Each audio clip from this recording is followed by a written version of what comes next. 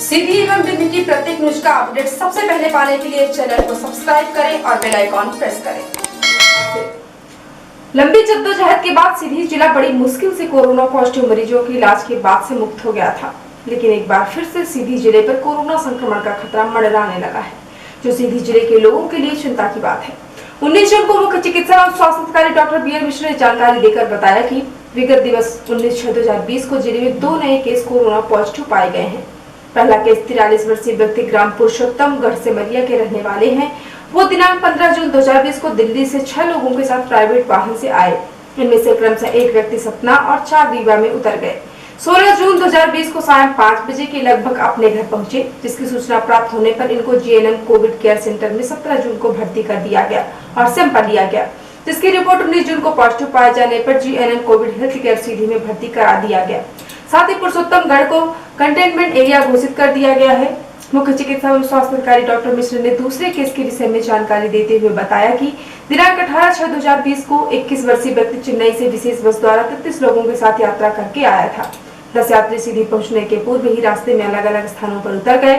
शेष 23 में से एक की मृत्यु बस में ही हो जाने के बाद बस ड्राइवर द्वारा खड्डी पुलिस चौकी के पास मोनी ग्राम में उतार दिया।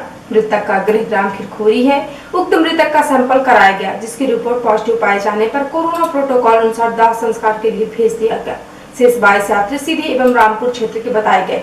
उनको ट्रेस कर जीएनएम में संस्थागत क्वारंटाइन कर दिया गया है।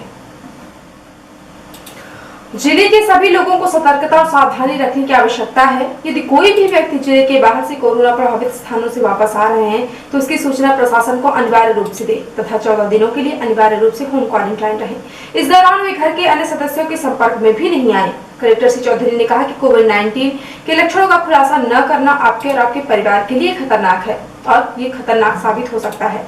ऐसे व्यक्ति जिन्हें बुखार, सर्दी, खांसी, सांस लेने में तकलीफ हो तो इसकी जानकारी तत्काल जिला स्तरीय कंट्रोल रूम नंबर 07822297521 पर उपलब्ध कराएं।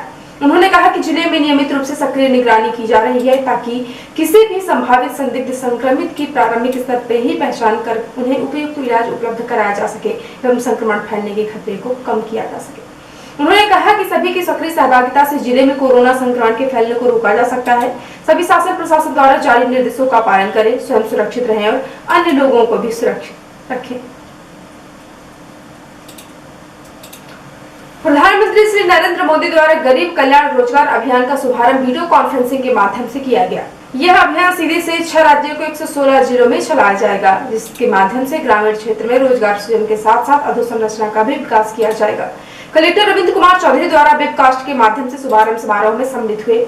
उन्होंने बताया कि सीधी जिले में 31,700 से अधिक श्रमिक कोरोना संकट के समय जिले में वापस आए हैं। उन सभी का रोजगार सेतु पोर्टल में रजिस्ट्रेशन किया गया है तथा स्किल मैपिंग का कार्य भी लगभग पूर्ण हो गया है। इस अभियान से इन सभी प्रवासी श्रमिकों को लाभ प्राप्त होगा। उल्लेखनीय है कि बिहार, उत्तर प्रदेश, झारखंड, उड़ीसा, मध्य प्रदेश और राजस्थान इन 6 राज्यों के 116 जिलों में ये अभियान चलाया जाएगा। इस अभियान के जरिए श्रमिकों और कामगारों को घर के पास ही काम दिया जाएगा। गरीब कल्याण रोजगार अभियान के तहत गांवों के विकास के लिए श्रमिकों को रोजगार देने के लिए 50,000 करोड़ रुपए खर्च किए जाएंगे। इस राशि से गांवों में रोजगार के लिए विकास के कामों के लिए करीब 25 कार्य क्षेत्रों की पहचान की गई है। ये 25 काम या प्रोजेक्ट हैं जो गांव की मूलभूत सुविधाएं से जुड़े हैं, जो गांव के लोगों के जीवन को बेहतर बनाने के लिए हैं। ये काम अपने ही गाँव में रहते हुए, अपने परिवार के साथ रहते हुए ही करने का अवसर मिलेगा। मुख्य चिकित्सा एवं स्वास्थ्य अधिकारी डॉक्टर बी एल मिश्र द्वारा बताया गया कि शुक्रवार को हेल्थ एंड वेलनेस सेंटर में पदस्थ सीएमएचओ और समस्त वेलनेस सेंटर पर योग कराने के लिए चिन्हित योग प्रशिक्षकों की राज्य स्तर से योग दिवस पर समुदाय के लोगों को योगाभ्यास कराने के लिए ऑनलाइन प्रशिक्षण प्रदान किया गया।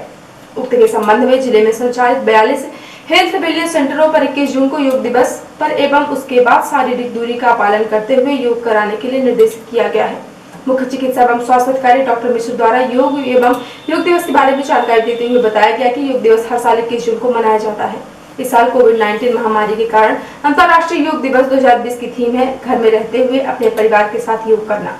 योग का प्राचीन भारतीय कला को एक प्रतीक माना जाता है। भारतीय योग को जीवन में सकारात्मक और ऊर्जावान बनाए रखने के लिए महत्वपूर्ण मानते हैं। इस दिन को मनाने का उद्देश्य योग के प्रति लोगों में जागरूकता पैदा करने के साथ लोगों को तनाव मुक्त करना भी है। आधुनिक जीवन शैली में भौतिक संसाधनों पर बढ़ती निर्भरता और प्रकृति से दूरी शारीरिक मानसिक विकृतियों को न सिर्फ उत्पन्न कर रही है बल्कि बढ़ा भी रही है। आधुनिक युग में सुख सुविधाएं जुटाते जुटाते अपने लिए भी समय नहीं निकाल पाते। मोबाइल, टीवी, कंप्यूटर, टेलीविजन आधुनिक युग के इलेक्ट्रॉनिक उपकरणों से आत्मकेंद्रित या अंतर्मुखी होते जा रहे हैं और दूसरों से कटते जा रहे हैं। इससे नकारात्मक विचारों को बढ़ावा मिलता है।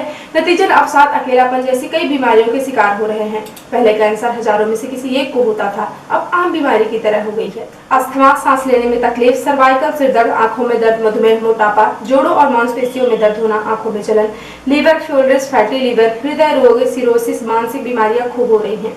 इन रोगों से बचाव में योग और प्राकृतिक चिकित्सा अहम भूमिका अदा कर सकती है। प्राकृतिक चिकित्सा कोई चिकित्सा नहीं है, बल्कि प्रकृति के पंचभूत तत्वों के तादाद में है। प्राकृतिक चिकित्सकों का मानना है कि मिट्टी, पानी, धूप, आकाश, हवा सब रोगों की एक दवा है। योगियों की तरह ही सुबह शाम कुछ समय प्रकृति के सानिध्य में रहने से शरीर में बीमारी पैदा करने वाले बैक्टीरिया और वायरस नष्ट हो जाते हैं और हम स्वस्थ रहते हैं। पंच तत्वों का लाभ उठाएं। सुबह जल्दी उठकर हरे भरे मैदान, पार्क या बगीचे में टहलने जाएं ताकि शुद्ध ताजी हवा में सांस ले सके। घास मिट्टी पर नंगे पैर घूमें। गर्मियों में दिन में बाहर नहीं निकल सकते तो सूर्योदय के समय कम से कम आधा घंटा धूप ले। पेड़ पौधों के समीप रहें, ताजी हवा ऑक्सीजन ग्रहण करें, सात्विक भोजन करें या अपनी डाइट में मौसमी फल सब्जियों का सेवन ज्यादा से ज्यादा करें। पानी अधिक से अधिक पिएं। योग चिकित्सा एक विज्ञान है, एक अनुशासित जीवन शैली है, जीवन जीने की कला है। नियमित ध्यान और प्राणायाम दिमाग में फील गुड मॉर्निंग रिलीज करता है, जिससे व्यक्ति प्रसन्नचित्त रहता है। प्राणायाम और ध्यान वैसे तो अष्टांग योग के 8 अंग होते हैं, लेकिन आधुनिक युग में केवल आसन, प्राणायाम और ध्यान को ही योग कहते हैं। इसका शरीर के सभी अंगों, ग्रंथियों और इंद्रियों पर प्रभाव पड़ता है। इसमें सूर्य नमस्कार, प्राणायाम, योग मुद्रा, शुद्धिकरण जैसे आसन अहम है। इनसे अपने सांसों, मन और प्राण शक्ति पर नियंत्रण सीखा जा सकता है। मन में शुद्ध विचारों की उत्पत्ति होती है और हम सकारात्मक कर्मों की ओर अग्रसर होते हैं।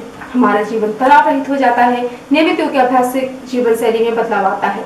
ये शारीरिक, बौद्धिक और मानसिक संतुलन बनाए रखते हैं। योगाभ्यास करने से पहले अपने शरीर की स्थिति की जांच जरूर करें, क्योंकि कुछ ऐसी बीमारियां होती हैं योगासन करने से ज्यादा नुकसान होता है।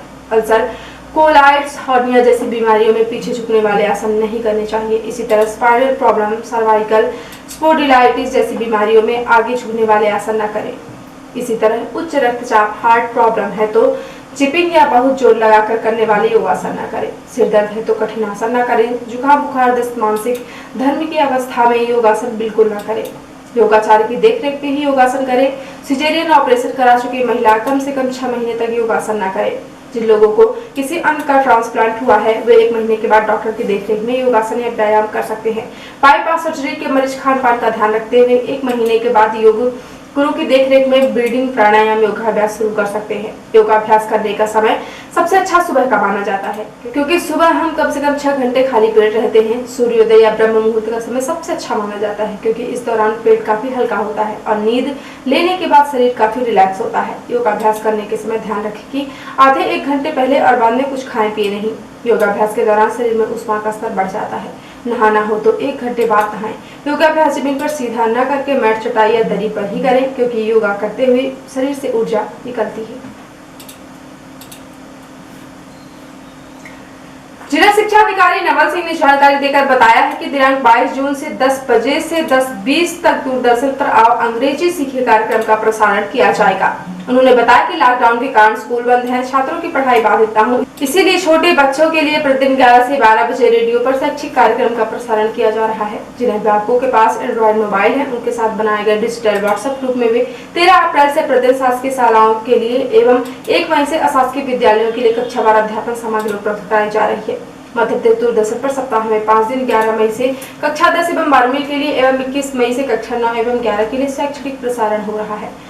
स्थानीय सिटी केवल में दोपहर 3 बजे से 6 बजे तक शैक्षणिक प्रसारण जारी है। प्रत्येक शनिवार को जीवन कौशल शिक्षा एवं कैरियर क्लास की सामग्री भेजी जाती है।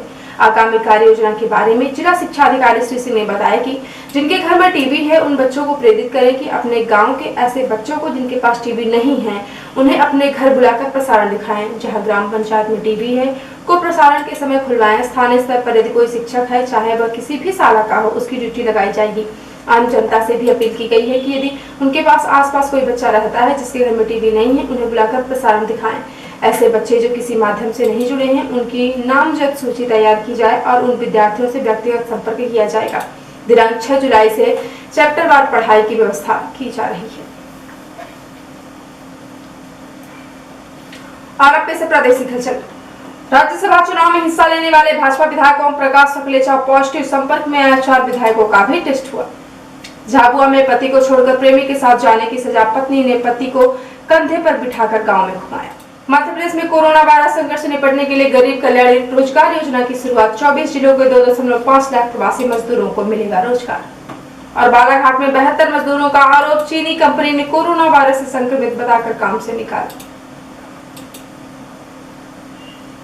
और अब पेश राष्ट्रीय। चीनी विदेश मंत्रालय ने कहा, गलवान वैली हमारी सीमा में। भारत का जवाब, चीन के दावे का कोई आधार नहीं। चीन पर मोदी के बयान पर विवाद, पीएमओ ने कहा, प्रधानमंत्री की बात को गलत तरीके से पेश कर बेवजह विवाद खड़ा कर रहे। देश में स्मार्टफोन का बाजार 2 लाख करोड़ का 72% हिस्सा चीन की कंपनियों का, उन्हें मार्केट से हटा पाना बेहद मुश्किल। और देश में कोरोना संक्रमितों की संख्या 4 लाख के पास, सिर्फ 9 दिन में ही 1 लाख से ज्यादा मरीज बढ़े, अब तक 4 लाख केस। और अब पेश प्रमुख खबर, सीधी जिले में कोरोना के मिले नए केस, दिल्ली से आया व्यक्ति कोरोना पॉजिटिव, चेन्नई से आ रहे सीधी में मृत हुए युवक की रिपोर्ट आई कोरोना पॉजिटिव। कोरोना वायरस से बचाव के लिए रखें सतर्कता और सावधानी, बाहर से आने वाले व्यक्तियों की जानकारी करें साझा, कहा कलेक्टर रविंद्र चौधरी ने। प्रधानमंत्री ने किया गरीब कल्याण रोजगार अभियान का शुभारंभ, सीधी सहित 6 राज्यों में 116 जिलों में चलेगा अभियान। अंतर्राष्ट्रीय योग दिवस पर घर में रहते हुए अपने परिवार के साथ करें योग, कहा सीएमएचओ डॉक्टर मिश्रा ने। और दूरदर्शन पर आओ अंग्रेजी सीखे का प्रसारण होगा 22 जून से। तो ये थी आज की खास हलचल। यदि आप हमारी न्यूज फेसबुक पर देखते हैं तो हमारे फेसबुक पेज को लाइक और फॉलो करें, और यदि आप यूट्यूब पर देखते हैं तो हमारे यूट्यूब चैनल को लाइक शेयर और सब्सक्राइब करें, साथ में बेल आइकॉन प्रेस करें ताकि जब भी न्यूज चैनल पर अपलोड हो आपको उसका नोटिफिकेशन मिल जाए। यदि आप ताजी न्यूज पोर्टल में पढ़ना चाहते हैं तो लॉगिन करें www.ntvIndianews.com।